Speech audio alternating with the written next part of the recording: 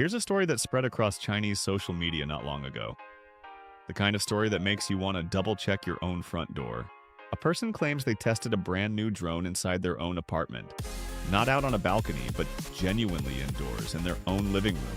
For less than 30 seconds, according to the story, the drone hovered gently around the room before landing safely back down on the floor. And then, the story goes, police showed up at the door. Not hours later, not the next day, but almost immediately after it landed. To be upfront about this, we could never independently verify that particular story, and neither could any other outlet that looked closely into it. But maybe whether it's completely true isn't really the point. Something about it felt believable enough that thousands of people shared it anyway. So let's ask the real question together tonight. If a claim like that can spread this fast, what does that already tell us about our own suspicions? Because just weeks before that story went viral online, something did happen that we can actually confirm in broad daylight on a rooftop in Chongqing, June 11th, 2026. A rainstorm had just swept through Chongqing, leaving a thin, glowing mist hanging between the tall apartment towers downtown. A man steps onto his rooftop and sees the fog curling around the buildings. For a photographer, a view like this is impossible to resist. So he grabs his drone, snaps on the battery, and unfolds the propellers. In minutes, he's ready to fly it straight into the mist. The drone lifts off and drifts slowly between the towers, camera rolling, capturing a few peaceful minutes above a quiet, fog-covered city. He lands the drone and starts scrolling through the footage on his phone, happy with the shots. Then, without warning, his phone starts ringing. It's the police. Minutes after landing, he's told he flew into a no-fly zone and ends up paying a fine of 300 yuan. Unlike that indoor story from a moment ago, this one is fully confirmed. Local news reported his name, his fine, and every last detail. So now the real question becomes unavoidable. If that happened to you, what's the very first thing you'd want to ask? Probably, how did they know? And this wasn't an isolated case either.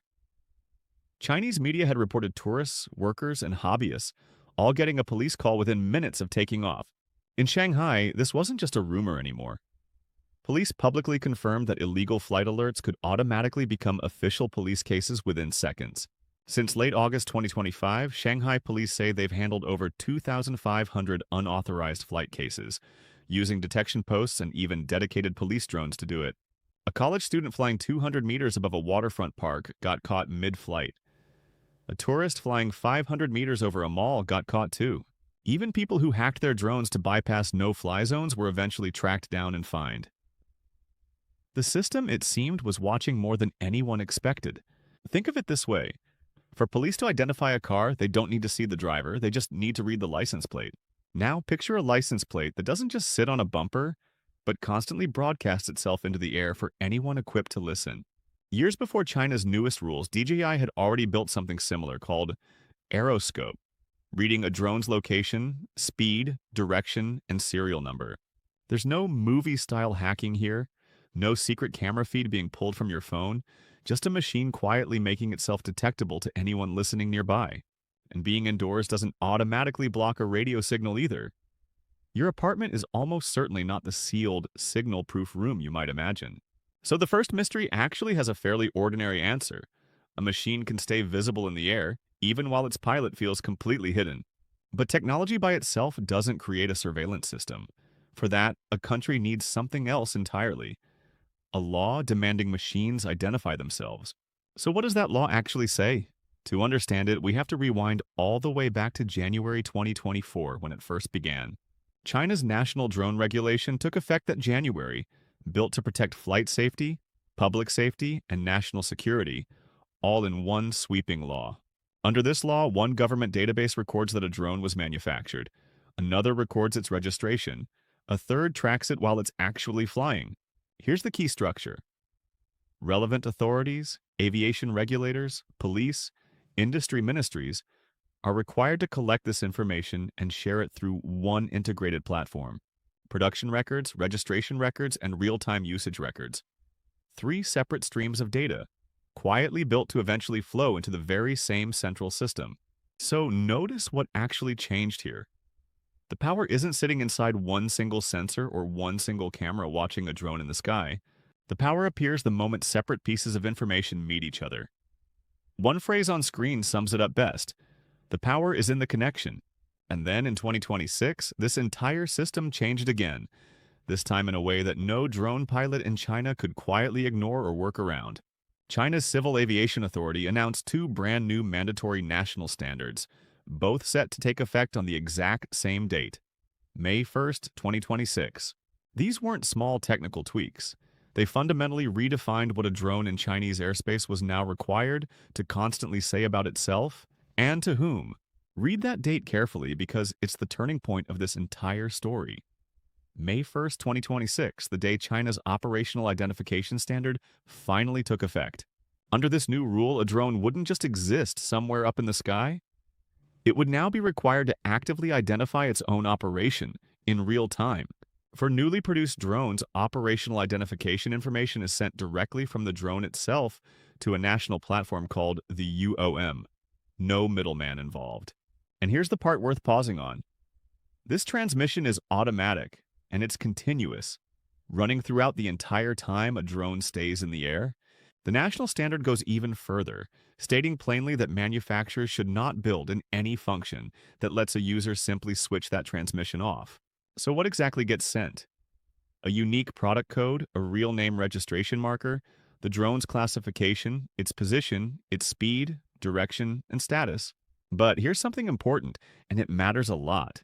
China's Aviation Authority explicitly states this operational message itself doesn't include your name, phone, or home address. So the claim that a drone sends all your personal information straight to police would be technically wrong, at least based on this message alone. But then there's a second twist. The national standard also requires drones to store at least 120 flight hours of this data, and it can't be manually deleted. If the network connection fails mid-flight, the drone is required to cache that unsent information and automatically resend it once the connection comes back. So the machine doesn't just identify itself in the moment. One line on screen captures it well. The machine doesn't only identify itself, it can also remember. This is exactly where we need to slow down and get precise, because exaggeration helps absolutely no one trying to understand what's actually happening here. The official documents genuinely do not prove that every single drone sends a person's name and home address directly into a police officer's hands.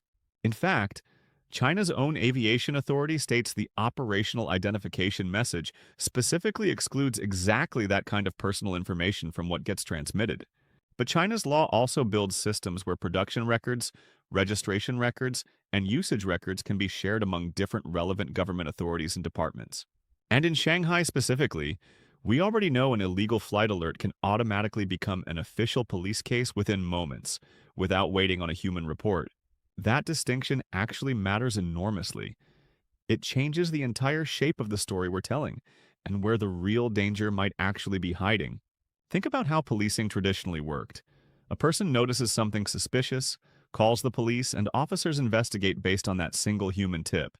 Now picture the newer structure instead. A machine signal gets detected, a rule violation gets suspected, an alert gets automatically created, and police respond. So here's a line worth remembering. The police may not have discovered the drone at all. The system may have created the police event itself.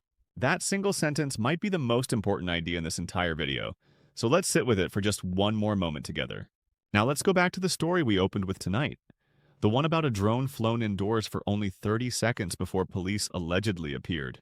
Here's the twist, though. An official police explanation of China's national drone regulation states clearly that indoor drone flights aren't covered by that law at all. So suddenly the whole mystery changes shape.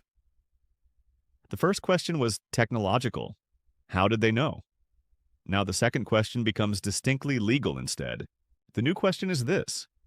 Even if they somehow knew, what actually gave anyone the legal authority to intervene inside someone's own private home? And that distinction is genuinely important. So let's say it plainly. Being detectable is not the same thing as having the legal authority to act, ever. Which might be exactly why that unverified story felt so believable in the first place. It borrowed the fear of a real system and misapplied it. Now, let's try something harder. Let's actually build the strongest possible argument in favor of this entire surveillance system, instead of just criticizing it. Picture yourself sitting on a passenger plane waiting for takeoff, when an unidentified drone suddenly appears somewhere near the runway completely unaccounted for. Would you honestly want police officers spending 3 hours hunting for that drone's owner the old-fashioned way, while your flight just sits there waiting? China's national drone law explicitly lists aviation safety, public safety, and national security among its core purposes, giving police real authority to act quickly.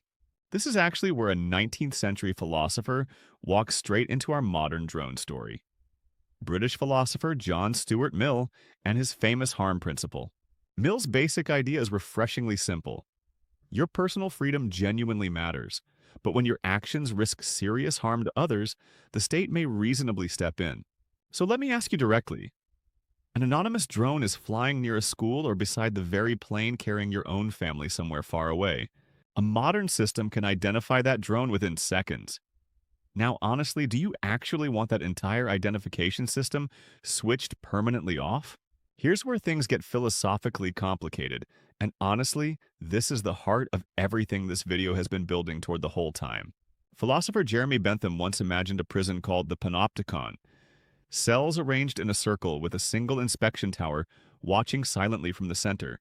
Prisoners could never actually be sure exactly when the unseen observer inside that tower was watching them, so they simply behaved as if always watched.